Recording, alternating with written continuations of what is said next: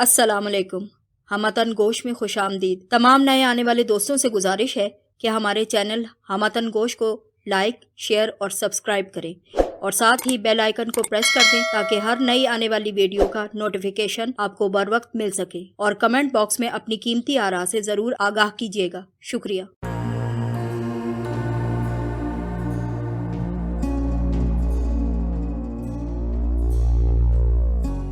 पेशे खिदमत है तलाश की 13वीं किस्त। वो बोल रहा था तो मुझे कोई और आवाज सुनाई नहीं दे रही थी। वो खामोश हुआ तो ट्रेन की गड़गड़ाहट सुनाई देने लगी। उसने सर उठाकर मेरी तरफ गौर से देखा और बालों में उंगलियां फेर कर बेमकसद अंदाज से मुस्कुराया। मैं एक टुक उसकी तरफ देखती चली जा रही थी। अब कहाँ जाओगे? मैंने उससे सवाल किया।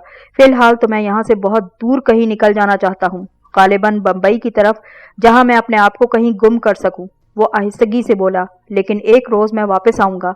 मैं पहले नवाब से बहुत ज्यादा डरा करता था, लेकिन अब यकलख्त मेरे दिल से उसका डर निकल चुका है। मगर साथ ही मुझे ये भी समझ में आ गया है कि उससे इंतकाम लेने के लिए जो अफसानवी तरीके मैंने सोच रखे थे वो बिल्कुल मेरे काम नहीं आएंगे। उसकी मुस्कुराहट कुछ गहरी हुई और वो मेरे चेहरे से नजरें हटाकर किसी गैर मरई चीज को घूरते हुए एक एक लफ्ज पर जोर देते हुए बोलने लगा।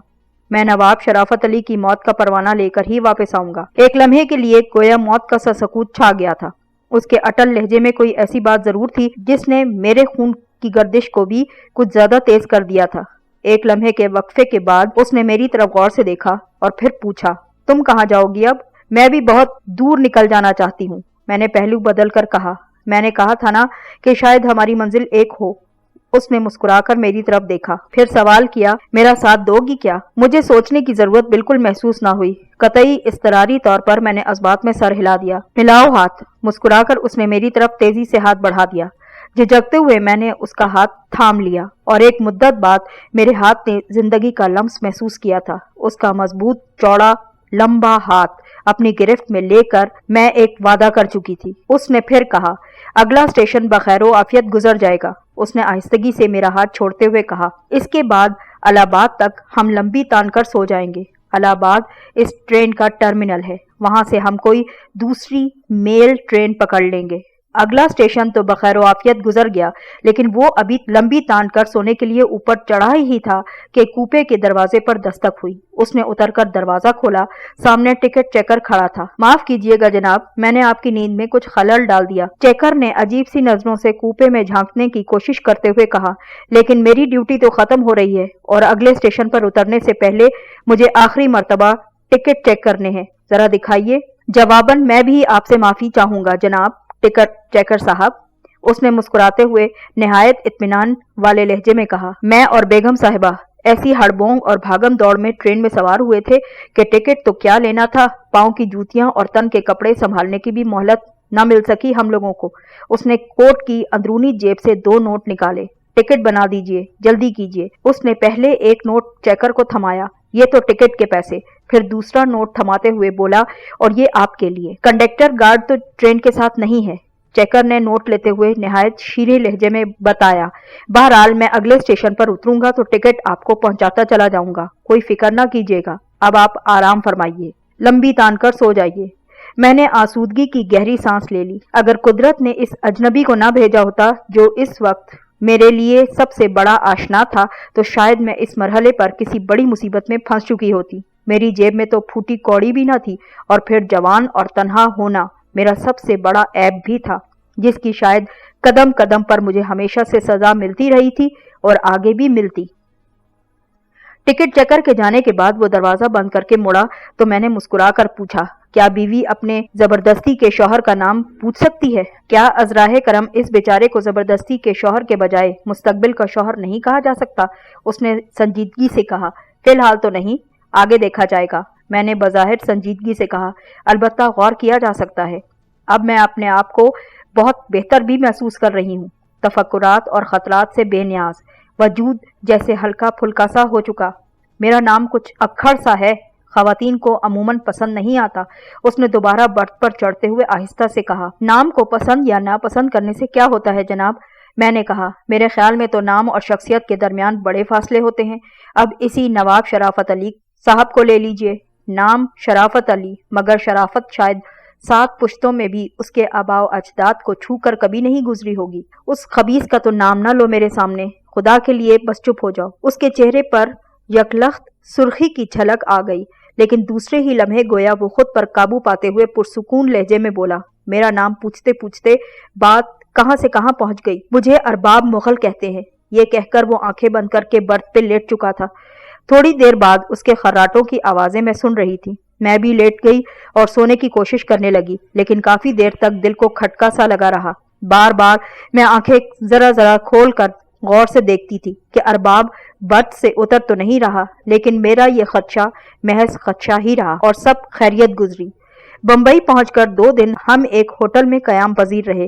तीसरे दिन अरबाब किराए का एक मकान तलाश करने में कामयाब हो चुका था। मुख्तसर से इस मकान के इर्द गिर्द आबादी तो थी, फिर भी अपनी साख्त की वजह से ये बिल्कुल अलग थलग सा लगता था। और उस मकान की एक खुसूसियत ये थी कि इसमें तहखाने भी थे। अगले रोज अरबाब जरूरत का मुख्तसर सा सामान एक गाड़ी में लाद कर यहाँ ले आया। उसके पास पैसे तेजी से खत्म हो रहे थे, मगर वो कुछ ज्यादा फिक्रमंद नजर नहीं आता था। मकान में रहते हुए हमें चौथा दिन था जब अरबाब ने मुझसे कहा, आखिर मैं इंसान हूँ। मैंने इस बिला तमहीद जुमले पर हैरत से उसकी तरफ देखा और कहा, मैंने कब तुम पर शक किया कि तुम इंसान नहीं? शक तो नहीं किया, उसने मुस्कुराते हुए कहा, लेकिन एक इंसान का इस हद तक इम्तहान लेना भी कहाँ का इंसाफ है जनाब। कितने दिन गुजर गए हैं कि तुम 24 घंटे मेरी रसाई में रहती हो, मगर मैं तुम्हारी तरफ ज्यादा देर देखने से भी अपने आप को बाज रखता हूँ। अंदर ही अंदर अपने आप से लड़ता रहता हूँ और मैंने अपने आप को तोड़ फोड़ कर रख लिया है, मगर मैं ज्यादा देर तक मुनाफिक बनकर रहना नहीं चाहता। आखिरी अल्फाज उसने तकरीबन फैसलाकुन अंदाज में कहे थे। तो फिर क्या करना चाहिए? मैंने संजीदगी से कहा, हमें निकाह कर लेना चाहिए और फिर सुख चैन की जिंदगी भी बसर करनी चाहिए। उसने इत्मीनान से जवाब दे दिया, ताकि ये जो हम चोरों की तरह एक दूसरे से बिदके बिदके फिरते हैं, ये सिलसिला भी खत्म हो जाए और हम एक तरफ होकर बाकी तमाम मामलात के बारे में अपनी जिंदगी का कोई अच्छा सा लाएअमल तैयार कर सकें। मुझे इस बात पे कोई एतराज नहीं, मैंने कहा, लेकिन तुम सोच लो, एक तो जिंदगी के किसी मोड़ पर मुझे दगा ना देना, दूसरे कभी मुझे माजी के किसी वाक़े का कभी ताना भी ना देना। ज्यादा बकवास करने की जरूरत बिल्कुल नहीं, उसने अटल लहजे में कहा। मुझे तुम जैसी ही बीवी की जरूरत थी, खुसूसन मौजूदा हालात में तो जरूर। ऐसी शरीक हयात जिसकी रूह पर तशद्दुद और जुल्म के चरके लग चुके हों, ताकि वो इंतकाम के रास्ते में साबित कदमी से मेरा साथ भी दे सके। सऊबतों से घबराकर कभी मुंह मोड़कर मुझसे दूर न चली जाए, जिसके अंदर सुलगती हुई जख्मी अना की चिंगारी किसी वक्त भी भड़क कर शोला बनने के लिए तैयार खड़ी हो। एक आम सी औरत मेरी आइंदा जिंदगी में मेरा साथ नहीं दे सकेगी। फिलहाल तुम एक आम औरत नजर आती हो, मगर मैं जब भी तुम्हें बगौर देखता हूं ना, कोई गैबी कुव्वत मेरे कान में सरगोशियां करती है कि तुम एक आम औरत बिल्कुल नहीं। अच्छा, अब तकरीर बंद करो और काम की बात करो, मैंने कहा। चलो तुम तैयार हो जाओ, हम निकाह पढ़वाने चलते हैं। उसने अपने कमरे की तरफ जाते हुए इशारा किया। तुम तो इतने आराम से कहते हो जैसे हम बाजार से 2 टके की मिठाई खरीदने जाते हों, मैंने आहिस्ता से कहा। तो और क्या, धूम धड़के से कहूं ताकि सारे पड़ोसी इकट्ठे हो जाएं जो हमें पहले ही मियाँ बीवी समझते थे। आज वो हैरान परेशान होकर देखें कि ये क्या माजरा है। और वो मालिक मकान भी जरूर आ जाएगा जिसने हमें नौब्याता जोड़ा समझकर मकान किराए पर दे दिया था और जो बड़ी दिलचस्पी से हमारे घर की तरफ कान लगाए बैठा था कि कब हमारे यहाँ से किसी चुन्नू मुन्नू की ट्यां ट्यां आवाजें आना शुरू हो जाएं। अरबाब मेरी तरफ देखते हुए शरारत से मुस्कुराया। अब अगर उन सबको मालूम हो गया कि अभी तक तो हमारा निकाह ही नहीं हुआ, तो हमारी शराफत और सब्र कनात पर कोई यकीन नहीं करेगा और सब लोग हमें मार मार कर हमारा भुरकस निकाल देंगे। चुनांचे फिलहाल सब्र शुक्र के साथ चुप चुपाते निकाह ठीक लगेगा। चलो अब जल्दी से तैयार हो जाओ और निकाह की तैयारी करो। शाम को अपने घर से आगे 2-3 गलियां छोड़कर हमने एक मस्जिद तलाश की, जिसके साथ ही एक हुजरे पर निकाह रजिस्ट्रार का छोटा सा बोर्ड आवेजा था। हुजरे का दरवाजा मस्जिद के अंदर ही बना था। जूते उतारकर हमने अंदर जाकर हुजरे के दरवाजे पर दस्तक दी। ऊंचे कद के एक बुजुर्ग ने हमारे लिए दरवाजा खोला। दाढ़ी के साथ साथ उनकी भवों तक के बाल भी कुछ ज्यादा ही सफेद हो चुके थे, मगर चेहरा जवानों से ज्यादा रोशन और आंखों में जिंदगी की चमक भरपूर थी। हम निकाह पढ़वाना चाहते हैं जनाब। अरबाब ने निहायत सादगी और बगैर किसी तमहीद के इस तरह ये जुमला अदा किया जैसे कहता हो कि हम कोई आम सा काम करना चाहते हैं। इस बात पर मौलवी साहब हक्का बक्का रह गए और हमें غور سے دیکھنے لگے۔ بڑی خوشی کی بات ہے برخوردار، بالآخر انہوں نے اپنے آپ کو سنبھال کر کہا، لیکن باراتی کہاں ہیں جناب؟ گواہ کون ہوگا اور تمہارے والدین کہاں پر ہیں؟ یہ سب لوگ تو میسر نہیں مولوی صاحب۔ ارباب کے چہرے پر بددستور مسکراہٹ پھیلی ہوئی تھی اور اس کا لہجہ بھی انتہائی بھولپن لیے ہوا تھا۔ لیکن اگر لڑکا اور لڑکی بالغ ہوں اور شادی کے لیے آمادہ بھی ہوں تو کیا نکاح نہیں ہو سکتا؟ ہو تو سکتا ہے برخوردار، مولوی صاحب نے قدرے الجھن زدہ لہجے میں کہا، لیکن میں احتیاطاً اس قسم کے نکاح نہیں پڑھایا کرتا۔ کیا معلوم کیا چکر ہو، لڑکی ورغلا کر لائے ہو یا پھر لڑکی بھاگ کر آئی ہو، پیچھے مقدمہ ہو یا پھر کہیں رپورٹ درج ہو، کیا پتا کیا معاملہ ہے۔ میں تو ایسے کام نہیں کرتا۔ مولوی صاحب، قصہ مختصر صرف یہ ہے، ارباب نے گہری سانس لے کر کہا، ہم دونوں زمیندار گھرانوں کی اولادیں ہیں اور ایک تیسرے زمیندار سے دشمنی میں ہمارے گھر اجڑ چکے، والدین مر چکے ہیں۔ ہم بمشکل اپنی جانیں بچا کر دور بھاگ نکلے، ورنہ ہم بھی خواہ کی عداوت میں گھر کر اپنی جان سے ہاتھ دھو بیٹھتے۔ ہم کئی دن سے ساتھ رہتے چلے آ رہے ہیں اور اپنی جان بچاتے ہوئے یہاں تک پہنچ گئے۔ ہم چاہتے تو ایک دوسرے کی رضا اور رغبت سے گناہ کی زندگی بھی تو بسر کر سکتے تھے، لیکن ہمارے ضمیر نے یہ بات گوارا نہ کی اور ہم آپ کے پاس سیدھے چلے آئے۔ ہم اس اجنبی شہر میں امن و عشتی کی زندگی گزارنا چاہتے ہیں، لیکن اگر آپ عالم ہوتے ہوئے بھی خوف کا شکار رہیں گے اور ہمارے لیے نئی زندگی کے دروازے کھولنے پر تیار نہیں ہوں گے تو ہم کوئی اور راستہ ڈھونڈ لیں گے۔ چلیں خیر کوئی بات نہیں۔ مولوی صاحب نے چند لمحے غور کیا، باری باری ہم دونوں کا سر تا پا جائزہ لیا۔ میں نے نظریں جھکا لی، البتہ ارباب پر امید نظروں سے مولوی صاحب کی طرف دیکھتا رہا۔ میں معذرت خواہ ہوں، بالآخر مولوی صاحب نے آہستگی سے کہا۔ ٹھیک ہے ٹھیک ہے، ارباب نے عجیب سے لہجے میں کہا، ہم چند ایک جگہ اور کوشش کر لیتے ہیں، ورنہ پھر جسٹس آف پیس سے اجازت نامہ لے کر یہیں آ جائیں گے۔ اس نے میرا ہاتھ پکڑا اور واپس جانے کے لیے مڑ گیا۔ میں نے محسوس کیا کہ مولوی صاحب تذبذب کے عالم میں چوکھٹ پر کھڑے تھے۔ ہم ابھی مسجد کے بڑے دروازے تک ہی پہنچے تھے کہ انہوں نے عقب سے آواز دی، سنو صاحبزادے، سنو تو صحیح۔ ہم واپس پہنچے تو انہوں نے فیصلہ کن لہجے میں کہا، میرے خیال میں ایک مسلمان جوڑے کو شادی کے لیے انگریز حاکم سے اجازت نامہ لینے کی اجازت نہیں دینا چاہتا۔ پھر وہ مجھ سے دوبارہ مخاطب ہوئے، لڑکی، کیا تم حلفیہ اور تحریری بیان دے سکتی ہو کہ تم اپنے والدین یا دیگر سرپرستوں کی مرضی کے خلاف اس نوجوان کے ساتھ فرار ہو کر نہیں آئی ہو؟ کیا تم یہ کہہ سکتی ہو؟ میں نے اسبات میں سر ہلایا تو وہ ایک طرف کو ہٹ گئے۔ ٹھیک ہے، اندر آ جاؤ۔ عشاء کی اذان سے پہلے ہمارا نکاح ہو چکا تھا، مؤذن اور متولی گواہ بنے تھے۔ ارباب نے نکاح خانی کا ہدیہ اور نمازیوں کے لیے چھوارے منگوا کر بانٹنے کی غرض سے کچھ رقم مولوی صاحب کے سپرد کی اور پھر ہم گھر واپس لوٹ آئے۔ یہ ایک عجیب سی شادی تھی۔ میرے ہاتھوں میں مہندی رچی تھی، نہ ڈھولک پر رخصتی کے گیت گائے گئے تھے، میں نے عروسی جوڑا تک نہ پہنا تھا، نہ کسی نے اپنی دعاؤں کے ساتھ مجھے رخصت کیا تھا، کسی نے میرا سنگھار کیا تھا، نہ ہی میرے در پر شہنائیاں گونجتی محسوس ہو رہی تھی۔ 2.5 سال پہلے جب میری نام نہاد منگنی ہونے لگی تھی تو پڑوسیوں نے ڈھولک کی تاپ پر شادی کے گیت آلاپتے ہوئے مجھے بہت زیادہ مبارکباد دی تھی، مگر اس وقت ہر بول برچھی کی طرح سینے میں اترتا ہوا محسوس ہو رہا تھا۔ آج میرے کان ڈھولک کی تاپ اور رسیلے گیت سننا چاہتے تھے، مگر سنانے والا کوئی نہ تھا اور سننے والا بے تاب تھا۔ کبھی محل سرا کا پر آسائش اور شاندار رہائشی حصہ میسر تھا تو خلوتوں کا رفیق ایک لٹیرا اور ایک مکروہ افریت تھا۔ آج من کا میت میرے سامنے تھا تو خلوت گاہ کو سجانے کے لیے 4 پھول بھی میسر نہ تھے۔ دیر تک ہم دونوں آمنے سامنے چارپائی پر بیٹھے ایک دوسرے کو دیکھتے رہے، پھر خود بخود آنکھیں بھر آئیں۔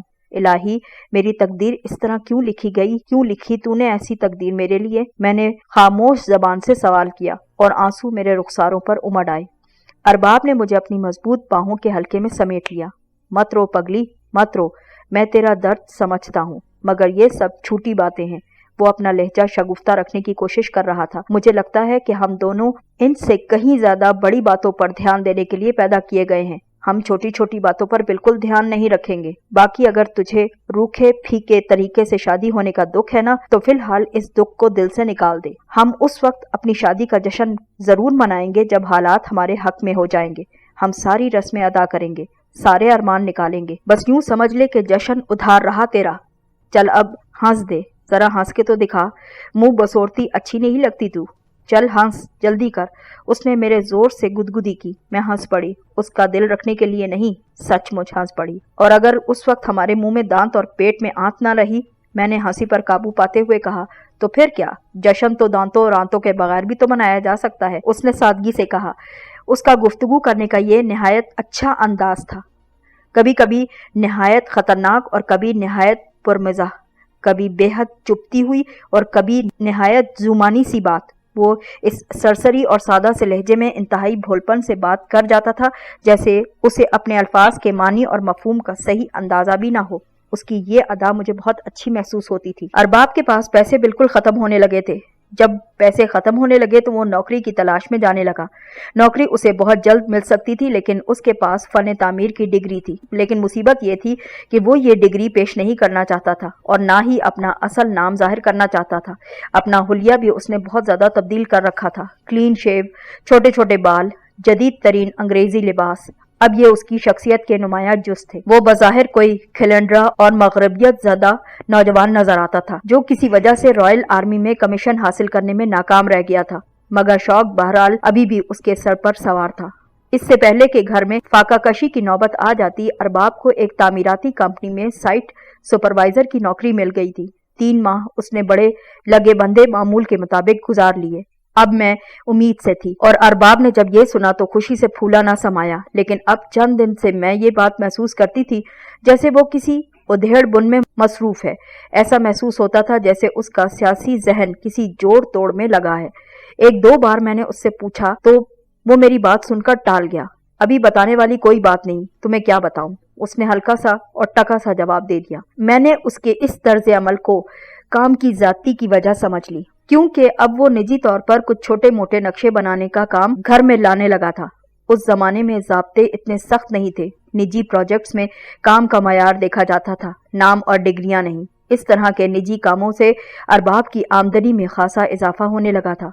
फिर गाहे बगाहे उसे कुछ लोग मिलने आने लगे। उसने बताया कि ये उसके दफ्तर के लोग हैं। वो लोग थोड़ी देर तक बैठक में बैठे गपशप करते रहते, फिर तहखाने में चले जाते। अरबाब ने ड्राइंग वगैरह के काम का बंदोबस्त भी तहखाने में कर रखा था। उसकी ड्राइंग की मखसूस मेज और एजल वगैरह तहखाने के हॉल में मौजूद थे, और एक लंबी सी मेज और 40 कुर्सियां भी वहां डलवा दी गई थी। रफ्ता रफ्ता हर हफ्ते की शाम को उससे मिलने के लिए आने वालों की तादाद बढ़ती चली जा रही थी। उनमें एक नौजवान से अरबाब के खुसूसी तौर पर बहुत गहरे और दोस्ताना ताल्लुकात थे। नर्मो नाजुक और शर्मा शर्मा कर बात करने वाले उस नफीस तबा से नौजवान का नाम नसीर बेग था। आम तौर पर वो सफेद कुर्ता और सफेद ही तंग पजामा पहने हुआ था, और उस लिबास में कुछ ज्यादा ही दुबला पतला महसूस होता था। मुलाकातियों में वो अमूमन सबसे पहले आया करता था।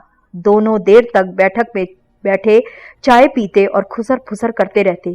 फिर बाकी लोग भी आना शुरू हो जाते। ऐसा लगता था कि बाकी सब लोग अरबाब के साथ उस नौजवान नसीर बेग की भी गैर मामूली तौर पर इज्जत करते थे। मैंने महसूस किया कि एक खास वक्त पर वो लोग उठकर तहखाने में चले जाते और अरबाब तहखाने की सीढ़ियों का दरवाजा अच्छी तरह से बंद कर लेता। मैंने बारहा मुतजस्सिस होकर अरबाब से पूछा कि आखिर वो क्या करता है, मगर उसने हमेशा यही जवाब दिया कि वक्त आने पर मुझे खुद ही बता देगा, अभी चुप करके वो सारा तमाशा देखे।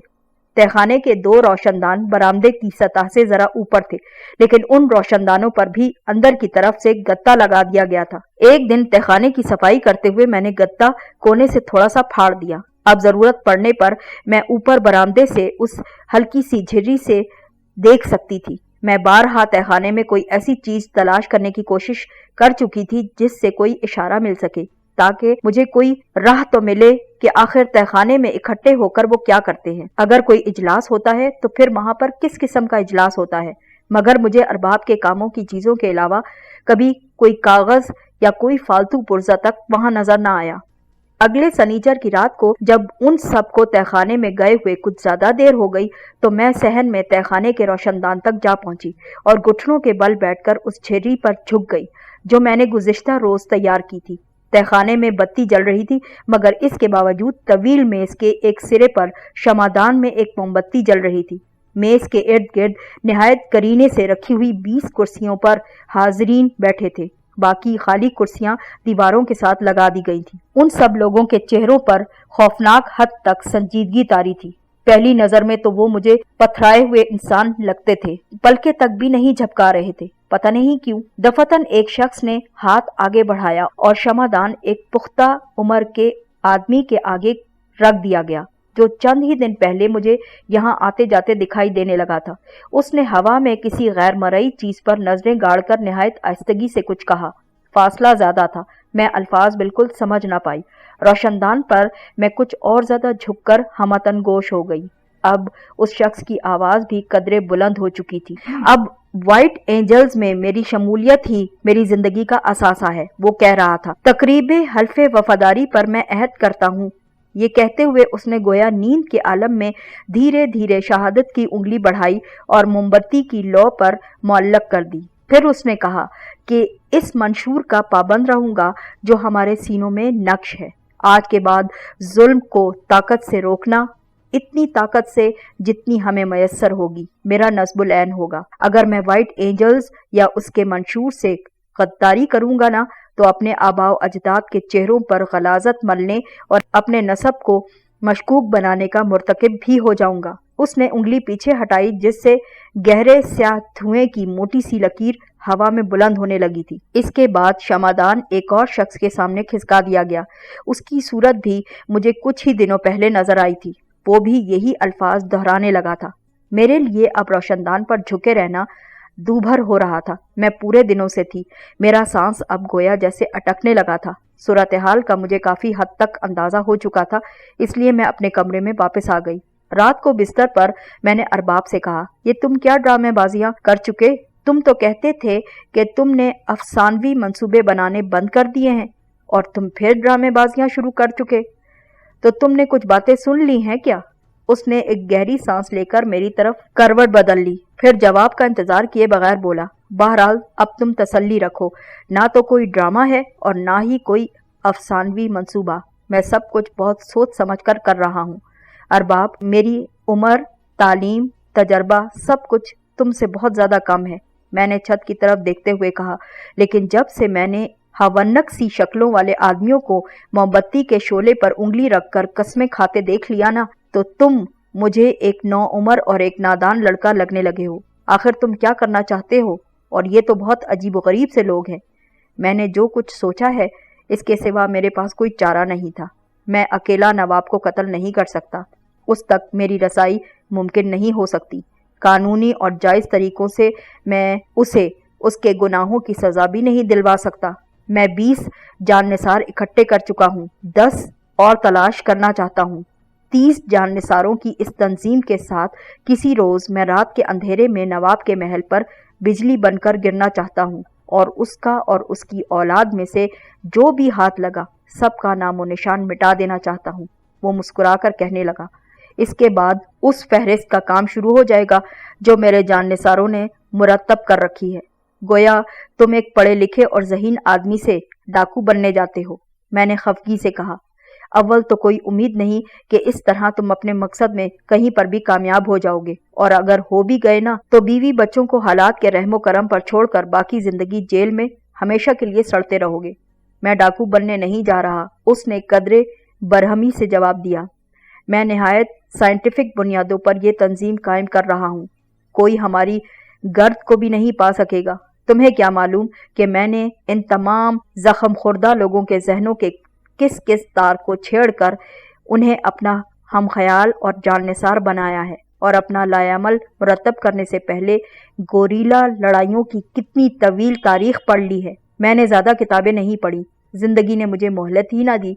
मैंने नहायत तहम्मुल मिजाजी से कहा, अलबत्ता मुझे अपने अब्बा जी की कही हुई बात नहीं भूलती कि साइंसी फार्मूले तो अमली तौर पर दुरुस्त साबित किए जा सकते हैं, मगर जिंदगी के बाकी मामलात में किताबी इल्म शाज़ो नादिर ही काम आता है। सिर्फ तजर्बा ही काम आता है। ज़रूरी नहीं कि जिस तरीक़ेकार के तहत एक आदमी ने कामयाबी हासिल कर ली हो, दूसरा भी उसी फार्मूले को अपनाकर कामयाब हो जाए। अगर ऐसा होने लगे ना, तो दुनिया का हर फर्द कामयाब हो जाएगा। इसके अलावा मेरी समझ में ये भी नहीं आ रहा कि जिस तरीक़ेकार के तहत तुम कदम उठाते हो, उसके अहम तरीन मरहले कैसे सर होंगे, कैसे वसाइल कहाँ से आएंगे, असलाहा कहाँ से आएगा। ये सब कुछ भी मैंने पहले से सोच रखा है जनाब। अरबाब के लहजे में फतमंदी की सी झलक आ गई। सब कुछ ठीक हो जाएगा, تمہیں اس سلسلے میں کچھ زیادہ پریشان ہونے کی ضرورت نہیں۔ نہ جانے کیوں میرا دل نہیں مانتا، میں نے کہا۔ میں بدشگونی کرنا نہیں چاہتی، لیکن نہ جانے کیوں مجھے کچھ وہم سا ہے کہ یہ طریقہ بالکل درست نہیں۔ تو پھر تم کیا طریقہ تجویز کرتی ہو، بتاؤ تو صحیح۔ ارباب بظاہر پرسکون لہجے میں بولا، مگر مجھے اندازہ ہو چکا تھا کہ وہ کتنی جھنجھلاہٹ میں جواب دے گا، حالانکہ وہ ایک پڑھا لکھا اور جہاندیدہ شوہر تھا۔ جو پڑھا لکھا اور جہاندیدہ شوہر اس وقت محسوس کرتا تھا جب اس کی کم پڑھی لکھی اور کم تجربہ کار بیوی اس کے معاملات میں ٹانگ اڑاتی ہو، میں یہ اس کی کیفیت کو اچھے طریقے سے سمجھ رہی تھی۔ یہی تو مصیبت ہے، میں نے بے بسی سے کہا، کہ میرے ذہن میں کوئی متبادل طریقہ یا تجویز نہیں آ رہی۔ میری عقل کچھ زیادہ کام نہیں کرتی، لیکن میں ایک موٹی سی بات جانتی ہوں۔ انسان کو اپنی زندگی کے نازک ترین معاملات صرف اپنی ہی ذات کی مدد سے انجام دینے چاہیے۔ بات جتنی محدود رہے گی اتنی ہی اس میں سلامتی بھی باقی رہے گی۔ صرف یہی ایک بات میرے علم میں ہے۔ میں اب سلامتی اور عدم سلامتی کی فکر سے باہر نکل چکا ہوں۔ ارباب نے چت لیٹ کر کمبل ٹانگوں پر کھینچتے ہوئے کہا، اور جہاں تک تمہارے نقطہ نظر کا تعلق ہے تو میں بھی ایک موٹی سی بات جانتا ہوں کہ اکیلا چنا بھاڑ نہیں پھوڑ سکتا۔ وہ جمائی لیتے ہوئے کروٹ لے کر سونے کی کوشش کرنے لگا۔ لیکن مجھے تو تمہاری سلامتی کی بہت فکر ہے نا، میں نے ہولے سے کہا، شاید کوکھ میں پلتی ہوئی ان معصوم روحوں کی وجہ سے۔ مجھے دائی نے بتایا تھا کہ میرے ہاں جڑواں بچے پیدا ہونے والے ہیں۔ میں نے تم سے شادی اس لیے کی تھی کہ تمہارے سینے میں بھڑکتا ہوا انتقام کا شعلہ مجھے بھی حرارت پہنچائے گا۔ ارباب نے چھت کو گھورتے ہوئے کہا، لیکن مجھے معلوم نہ تھا کہ تمہارے جذبے اس قدر جلد سرد پڑ جائیں گے اور تم بھی مجھے بزدل بنانے کی کوشش میں مصروف عمل ہو جاؤ گی۔ میرے پیروں میں بیڑیاں ڈالنا چاہتی ہو کیا؟ میں کئی لمحے خاموش اسے تکتی رہی۔ وہ میری بات نہیں سمجھ رہا تھا اور مجھے سمجھانا آتا بھی نہ تھا۔ میں نے سنا ہے عورت بہت زیادہ جذباتی ہوتی ہے۔ میں نے مجروح سے لہجے میں اسے کچھ کہنا چاہا۔ شاید یہ درست ہوگا، مگر مجھے اس مختصر سی عمر میں کچھ زیادہ تجربہ ہوا ہے کہ اس جذباتیت پر پردہ ڈالے رکھنے میں بھی عورت کا کوئی ثانی نہیں۔ ارباب، میرے سینے میں آتش فشاں مچلتا ہے، مگر اس کی تپش کو تم محسوس کیوں نہیں کر سکتے؟ کیوں؟ اس لیے ارباب کہ میں نے اس پر صبر اور ضبط کی یخ بستگی کے اتنے پردے ڈال دیے ہیں کہ کیا کروں، کیونکہ میں کسی پر اوچھا وار نہیں کرنا چاہتی، چاہے مجھے اس بات کے لیے برسوں انتظار کرنا پڑے، اور خواہ اس دوران دشمن قبر میں جا سوئے اور اس کی ہڈیاں تک گل جائیں۔ ارباب نے طنزیہ لہجے میں کہا اور کمبل سینے تک کھینچ لیا۔ یہ یاد رکھنا کہ بروں کو جلد موت نہیں آتی، عموماً اچھے انسانوں کو خدا جلد اپنے پاس بلوا لیتا ہے۔ شاید اس میں بھی کوئی خدا کی مصلحت ہو کہ وہ ظالموں کی رسی دراز کرتا چلا جاتا ہے، حتیٰ کہ وہ خود کو لازوال سمجھنے لگتے ہیں۔ مجھے یقین ہے، غیر ارادی طور پر میری آواز خود کلامی سی سرگوشی میں ڈھل چکی تھی کہ نواب جلد نہیں مرے گا۔ کیسے کیسے قاتلانہ حملوں سے وہ بچ نکلا، وہ ہمیشہ جانبر ہوا، وہ اتنی جلدی نہیں مرے گا۔ ارباب نے شاید میری سرگوشی سنی ہی نہ تھی۔ میں تمہاری باتوں پر غور کرنے کی کوشش کروں گا، اس نے آہستہ سے جواب دیا۔ اس نے رسمی سے لہجے میں کہا اور میری طرف سے کروٹ بدل کر آنکھیں بند کر لی۔ مجھے اچھی طرح سے معلوم تھا کہ کل اسے یہ بات یاد بھی نہ رہے گی، کیونکہ وہ یاد رکھنا چاہتا نہ تھا۔